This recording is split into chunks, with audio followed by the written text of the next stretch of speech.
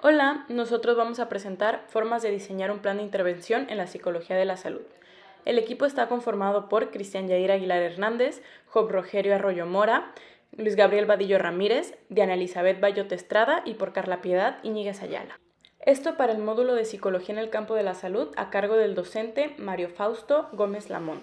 El contenido temático es el siguiente: metas para prevenir la enfermedad, objetivos para conservar la salud desde la psicología, elección ética de la intervención psicológica y guía de práctica clínica y resultados basados en evidencia. Metas para prevenir la enfermedad. La promoción y prevención de la salud en la psicología de la salud es la suma de las contribuciones educacionales, científicas y profesionales de la disciplina psicológica a la promoción y el mantenimiento de la salud. Se puede considerar a la promoción de la salud como el conjunto operativo de acciones centradas en un individuo o en un grupo de personas enfocadas en la protección, en el mantenimiento y en la mejoría de la salud, por lo que promover la salud significa educar a la población con nuevas conductas, hábitos, creencias en favor de mantener una óptima salud en cada individuo. Las intervenciones del psicólogo de salud se centran en la prevención de enfermedades en los diferentes niveles de atención sanitaria. Se engloban en tres principales, como la primaria, en donde sus acciones son dirigidas hacia planes de educación de la salud, busca desarrollar prácticas de prevención, constitución de estilos de vida saludables. La secundaria, que su objetivo es acompañar al paciente en su tratamiento físico o psicológico para prevenir dolores. Y en la terciaria, que esta está relacionada con la asistencia a los problemas de alta complejidad derivados de los otros niveles de atención, del primero y del segundo, y con las investigaciones de salud. El Día Mundial de la Salud Mental es el 10 de octubre de cada año. Esto de acuerdo a la Organización Mundial de la Salud se enfoca principalmente este día en ofrecer una oportunidad para todos los promotores y defensores de personas con salud mental para visualizar lo que falta por hacer para que la atención y el cuidado de la salud mental sea una realidad en todo el mundo. Objetivos para conservar la salud desde la psicología. Una vez que se menciona el punto de la prevención de enfermedades, es importante involucrarse en la promoción de la salud. Las intervenciones del psicólogo de la salud se vuelcan hacia la prevención de enfermedades en los diversos niveles de atención sanitaria. Apoyar a los profesionales de escuelas de la comunidad bajo su responsabilidad a través de atención y de elaboración de programas de educación para la salud, así como derivar a profesionales y a servicios tanto de salud como sociales, atender a los pacientes por teléfono o por internet, hacer visitas domiciliarias y asistencias familiares. Elección ética de la intervención psicológica. ¿Qué es la ética? La ética, de acuerdo al diccionario de la Real Academia de la Lengua Española, es la disciplina filosófica que estudia el bien y el mal y sus relaciones con la moral y el comportamiento humano. Aristóteles hablaba de ética de Máximos. La ética de Máximos, que él decía, es una rama de la filosofía práctica que conduce a la ética de la felicidad, el bien y la autorrealización. Intenta dar razón del fenómeno moral a partir de la propuesta de vida buena y constituye el momento teleológico de ética. También habla de la ética de mínimos o ética de justicia. Se ocupan únicamente de la dimensión universal del fenómeno moral, es decir, de aquellos deberes de justicia que son exigibles a cualquier ser racional y que, en definitiva, solo componen unas exigencias mínimas. El 17 de mayo de 1990, la Asamblea General de la Organización Mundial de la Salud elimina la homosexualidad de su lista de enfermedades psiquiátricas. ¿eh? En el año 2022, también en el mismo mes, la OMS saca la transexualidad del capítulo de trastorno, aunque pasa a llamarla incongruencia de género. Aquí podemos ver cómo poco a poco se han estado aceptando todos estos diferentes cambios, ¿no? Incluso la Iglesia Católica en su máxima representación, que es el Papa, hizo una declaración diciendo que las personas homosexuales tienen derecho a estar en la familia, son hijos de Dios, tienen derecho a una familia. No se puede echar de la familia a nadie ni hacer la vida imposible por ello. El 14 de agosto del 2001 se realizó una reforma del artículo primero constitucional que prohíbe la discriminación, que dice así: queda prohibida toda discriminación motivada por origen étnico o nacional el género, la edad, las capacidades diferentes, la condición social, las condiciones de salud, la religión, las opiniones y las preferencias del Estado civil o cualquier otra que atente contra la dignidad humana. Bien, este cambio que se hizo a la Constitución es un poco vago porque no se refiere completamente, no es específico. Sin embargo, el 16 de noviembre del 2016 se publicó en la Gaceta Oficial del entonces Distrito Federal la primera figura jurídica creada para reconocer legalmente a las parejas LGBT en México, la sociedad de convivencia, que es una especie de matrimonio. Dicha ley se considera el antecesor directo del matrimonio igualitario que se aprobó por primera vez en la Ciudad de México el 21 de diciembre de 2019 y entró en vigor en marzo del 2010. Aquí dentro de estos cambios se ha aceptado la adopción homoparental, es decir, la adopción por parte de parejas del mismo sexo. Esta es legal en 34 países a nivel mundial y en México solo es legal en algunas entidades federativas. ¿Esto que nos dice? Nos dice que todavía falta bastante para que todo México tenga esta aceptación, este cambio psicológico, para poder entender las preferencias de las personas que lo único que buscan es su felicidad. La posibilidad de adopción en las parejas homoparentales abre un abanico de derechos, pues da a la pareja una certeza jurídica y legal. Quisiera mencionar también que estos logros jurídicos, el cambio de sexo en el acta de nacimiento, a solicitud de las personas transgénero, es una puerta para procesos administrativos dirigidos a las personas sin importar su género. Por ejemplo, tenemos dentro de nuestra Cámara de Diputados a María Clemente García Moreno, que fue una prostituta, actualmente es diputada y política activista transexual por los derechos de la diversidad sexual en México. Resultó electa por vía plurinominal como diputada federal en el periodo del 2021 al 2024 del partido de Morena. Junto también con la diputada de Morena, Salma Luevano Luna, fueron las dos primeras diputadas que se identifican como trans en la Cámara de Diputados. Ahora es menester comentar que ellas no únicamente están abogando por los derechos de las personas LGTB, sino en general, ¿no? Y esto también abre una ventana de oportunidad para que las mujeres como tal, que llevan decenas, centenas de años siendo catalogadas como inferiores en cuestiones legales, tengan oportunidad de crecer dentro de todos estos sistemas jurídicos. Pero aún con todos y esos logros que ha tenido la política y la aceptación, aún siguen existiendo homicidios de odio se les llama. Y eso es precisamente por la no aceptación. Por ejemplo, en el año 2021 se registraron al menos 78 muertes violentas en personas LGBTI más en el país. Y eso es relacionados con su orientación sexual. Podemos también ver una estadística en donde el 40% de las personas no heterosexuales han tenido alguna vez algún rechazo, alguna negación, y de cómo se trata de que las trencitas era algo cultural, algo pues de las personas afroamericanas. Y finalmente en la corte no le dieron a ella el beneficio, no ganó. Dijeron que era más fácil que se cambiara de cabello, que se peinara diferente o que se pelara. ¿Qué quiere decir esto? Que tampoco tenemos una aceptación en cuestiones étnicas y sobre todo en la cuestión que aquí nos lleva, en el derecho que tenemos todos a ser felices. Muchas gracias. Buenas noches, continuando con el tema, pues pasamos a la persona como un epicentro de la transformación social. Durante esta época que nos tocó vivir, la cuarentena que todos experimentamos, salieron a la luz muchas situaciones, algunas positivas, otras no tanto,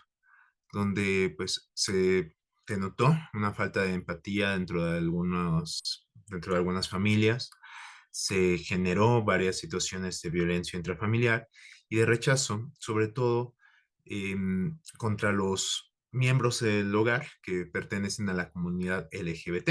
Podemos hablar de que alrededor del 25% de las personas identificadas como LGBT sufren rechazo dentro de su hogar, y cuando se trata de identidad de género, pues este porcentaje aumenta drásticamente al 40% de las personas que se sienten rechazados por sus propios familiares. Recordemos que el núcleo y logran pues encontrar su felicidad, obtener esas herramientas para formar una mejor sociedad. Y siempre es importante revisar qué tipo de sociedad queremos. Lo que vio nacer al movimiento en sus inicios no fue la búsqueda tanto de la aceptación o del amor, sino fue la búsqueda de justicia, de respeto a sus derechos y sobre todo su derecho de ser y de existir y de no ser agredidos en ningún lado, en ninguna forma. Sobre todo el individuo merece la libertad de la autodeterminación sexual, de determinarse a ellos mismos cómo realmente se sientan y eso les permite desarrollarse de forma correcta. Son tanto importantes los cambios a nivel jurídico, pero si estos cambios, como explicábamos hace un momento con las leyes que se han reformado, no impactan de una manera social, una transformación del pensamiento y de la forma de cómo vemos a los demás y tratamos sobre todo a los demás, pues será poco el avance que se tenga hasta que eso realmente se concrete de esa manera. También otro punto que se llegó a vivir durante la pandemia fue con las personas que además viven con VIH y que llevan tratamientos, que no solamente se sentían discriminados por, por pertenecer a la comunidad LGBT, sino que además no se sentían con la confianza, con la apertura, de los cuales su familia no entendía o no quería aceptar dichas situaciones y pues detonó en inclusive pues la pérdida de algunas vidas, algo que se podía haber evitado simplemente con tener más aceptación de nuestros seres queridos. La familia debe de proteger, debe de buscar abrazar a sus miembros. Recordemos, es donde se forman los individuos, es donde debemos más enfocarnos en fomentar el respeto, amor y aceptación dentro de ella. Debe celebrar nuestra existencia y debe ser el lugar donde nos estamos protegidos y jamás pues violentados en nuestros derechos. Pasando a un siguiente punto, la heterogeneidad y la violencia que enfrentan la comunidad trans. La comunidad trans es una de las más notorias dentro de la comunidad LGBT, precisamente porque son los más visibles. Está dividida actualmente generacionalmente, donde pues la parte más joven habla del sujeto trans, mientras que hay un activismo un poco ya mayor que habla sobre las 3T, que incluyen la transexualidad, el transvestismo y la transgeneridad. La mayoría al día de hoy ha abandonado el término de transexualidad para referirse a sí mismos, sino que pues se representan más como personas o sujetos trans. Por eso encontramos el acrónimo escrito como LGBTIQ+, pero también puede ser como LGBTTIQ, que ambas serían correctas. Los que prefieren las 3Ts se refieren a la diversidad que existe dentro de la misma comunidad y que no todos tienen las mismas necesidades y por el consiguiente consideran que es más favorable que haya esa separación donde se sienten identificados de cierta manera, mientras que el otro activismo prefiere englobar y enfocarse en las cosas que tienen en común, donde pues algo que ellos denotan es que cuando son agredidos no les preguntan a qué segmento pertenecen, simplemente pues llegan a ser violentados, pueden ser insultados o asesinados. Pues no hay una frontera clara muchas veces, entre las necesidades que llegan a tener ellos más que para un punto de vista externo. Por eso ellos llegan a tener esa ideología, pero tienen muchos puntos en común que pues los hacen que lleguen a tener estas necesidades compartidas. Actualmente ya son muchos los estados que han aceptado la identidad de género y ese reconocimiento es un paso muy importante para ellos porque les ha permitido acceder a los servicios médicos con su identidad reconocida, servicios escolares, al no ser cuestionados en su identificación, si son ellos o no son ellos. Y pues falta todavía mucho camino, pero es algo que se ha logrado avanzar en una gran parte del país. Continuando con el tema, hablaremos sobre violencia y discriminación en las instituciones.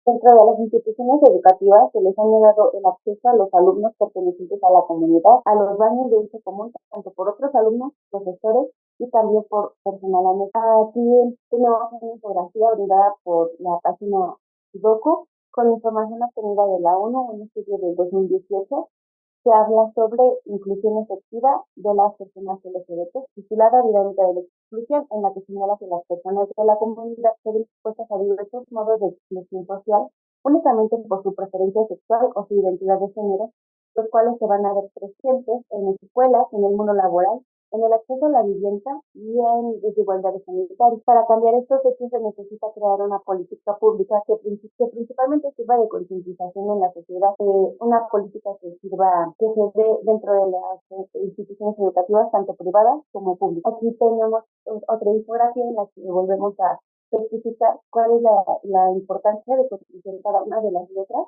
de lo que significa ser perteneciente a la comunidad LGBTQIQ y más. También es importante que aprendamos sobre sexualidad. No es lo mismo identidad de género que la expresión de género, que el sexo biológico, que la orientación sexual. Aspectos a fortalecer dentro de la sociedad y empezaríamos dentro del ámbito educativo, sería la concientización educativa, la educación para la tolerancia, educación sexual y programas formativos con perspectiva de sexualidad y de género. Hay que tener también acciones proactivas desde la administración hasta la manera de reaccionar frente a situaciones adversas o de bullying, en la que se tenga un conocimiento de la manera de reaccionar desde antes de que sucedan estos hechos. Y también hay que fortalecer el aspecto de la tolerancia en general. La bioética debe ser laica, respetuosa, tolerante y objetiva. Los derechos a garantizar para los miembros pertenecientes a la comunidad son los derechos sexuales, que sería el libre desarrollo sexual y el reconocimiento de su identidad, y los derechos reproductivos, garantizar salud reproductiva y sus derechos también para los miembros de la comunidad, tanto para los individuos que desean tener hijos o los temas, como debe de ser la intervención bioética.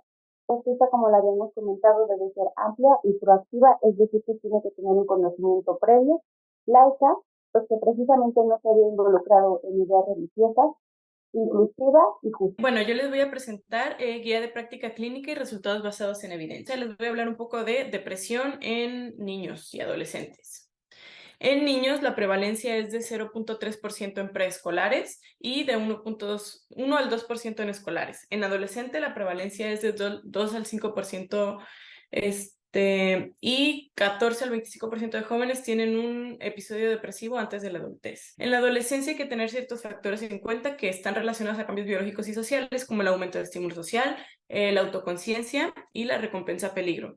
Y en cuanto a la relación hombre-mujer, es igual antes de la pubertad y después aumenta en las mujeres 2-1. Esto podría ser por el inicio del ciclo ovulatorio y mayor estrés interpersonal. Y hay que tener en cuenta que el suicidio es el mayor factor de riesgo. Las causas, bueno, se clasifican en 3. Los factores distales, cambios hormonales o de maduración y factores relacionados.